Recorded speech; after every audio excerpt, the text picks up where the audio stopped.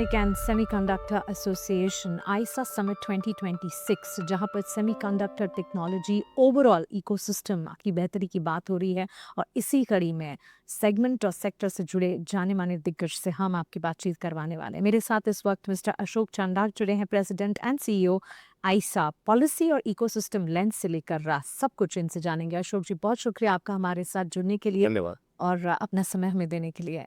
Semiconductor technology की बेहतरी की हम बात कर रहे हैं एंड जहाँ पर मैन्युफैक्चरिंग से लेकर इनिशिएशन से लेकर एग्जीक्यूशन की बात जहाँ इंडिया में हो रही है, the first thing is India has moved from vision to execution. ये दिख तो रहा है, लेकिन किस तरह के टेंजिबल माइलस्टोन्स आपको नज़र आते हैं इकोसिस्टम में जो कि हमने अचीव किए हैं पिछले 12 सालों में?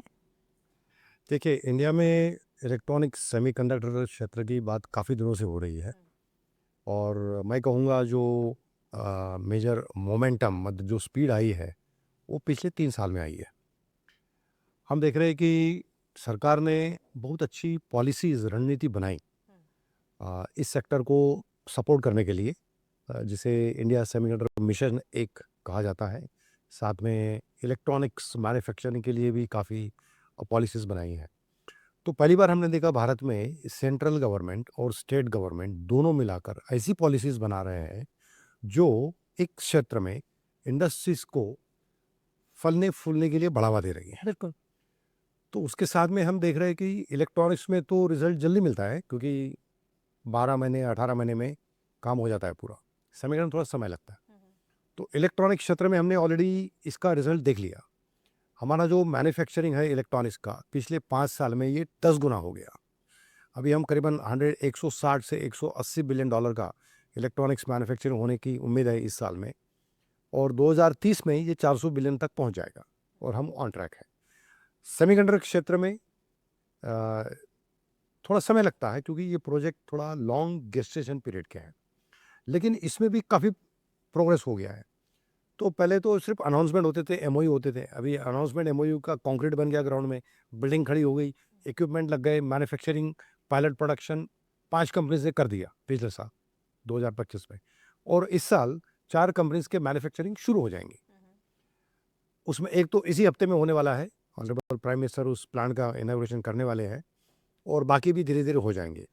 तो हम ये देख रहे हैं कि हमारे इस क्षेत्र में मोमेंटम जो बिल्डअप हुआ है वो असाधारण है। सेंट्रल और स्टेट पॉलिसीज जो हैं वो सेमीकंडक्टर मैन्युफैक्चरिंग को लेकर कितनी अलाइंड आपके हिसाब से नजर आ रही हैं?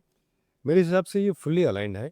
इसमें देखिए पर्पस क्या है इसमें, सेंटर का जो मेन ऑब्जेक्टिव है वो होना चाहिए कि एक ओवरऑल ओवरआर्किंग कंट्री लेवल पॉलिसी बनाए। राइट। वो उन्होंने बना दी राइट।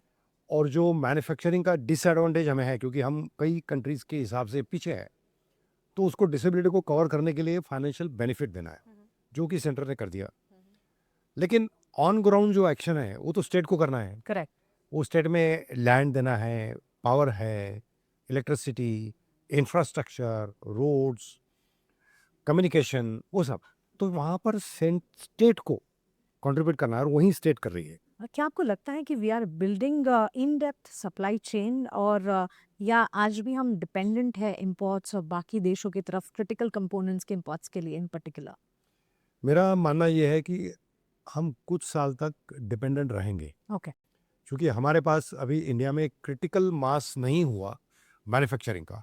जब हमारे बहुत सारे प्लांट्स ऑपरेशनल हो जाएंगे, बहुत सारी फैब्स ऑपरेशनल हो जाएंगी, तब ये सप्लाई चेन वाले कंपोनेंट जैसे केमिकल्स है, गैसेस है, मटेरियल्स है, इक्विपमेंट्स है, इनके लिए एक बड़ा सारा मार्केट भी होगा लोकली और वो एक्सपोर्ट भी कर पाएंगे। एब्सोल्युटली। तो इसलिए कुछ समय तक हमें थोड़ी डिपेंडेंसी रहेगी, लेकिन मैं ये देख रहा हूँ कि जो अपॉर्चुनिटी है और वही हम एज अ आई से हम सेमी लोगों को बताते हैं कि अपॉर्चुनिटी हम देखें कि ग्लोबल अपॉर्चुनिटी क्या है। करेक्ट। तो हमने एक रिपोर्ट बनाया कि global supply chain related equipments component material का मार्केट साइज क्या है। जी। वो करीबन 420 बिलियन डॉलर बनेगा बाय 2030। करेक्ट। तो अभी जो हमारे कंपनीज है इंडिया में, जैसे एग्जांपल लूंगा केमिकल गैसेस का, बड़ी एस्टेब्लिश इंडस्ट्री है ये, लेकिन ये लोग सेमीकंडक्टर ग्रेड का क्वालिटी जो कि 99.999% प्योरिटी बोला है वो नहीं बनाते। सो वो लोग अभी बनाना चालू कर रहे हैं। वो लोग देख रहे हैं कि हाउ उनका प्रोसेस वो मॉडिफाई करें और ग्लोबल टाइप्स करें तो वो चलेगा। ये इसको 2-4 साल और लगेंगे, लेकिन खास बात यह है, मैं कहना चाहूँगा कि इस बात का अवेयरनेस हो चुका है लोगों में और कंपनीज में, और कंपनीज इसको एक अच्छा बड़ा अपॉर्चुनिटी देख रही है जी कि इंडिया का भी हम डिमांड कैटर करेंगे करेक्ट और ग्लोबली हम डिमांड कैटर करेंगे। तो हमें थोड़ा सा पेशेंस रखना होगा। 2-4 साल के लिए पार्शियली कुछ इंपोर्ट भी होगा, कुछ इंडिया में बनेगा। हो सकता है इंपोर्ट कुछ और कंटिन्यू रहे कुछ Correct. कैटेगरीज में, क्योंकि जैसे गैसेस की बात करें, केमिकल्स की, तो करीबन 80 प्रकार के लगते हैं। और कुछ ज़रूरी नहीं कि हर चीज़ यहीं बनाई जाए। बिल्कुल हम यहाँ बना ले, कुछ इंपोर्ट करें, जो हम अच्छे से बनाए उसको हम एक्सपोर्ट करें। एब्सोल्युटली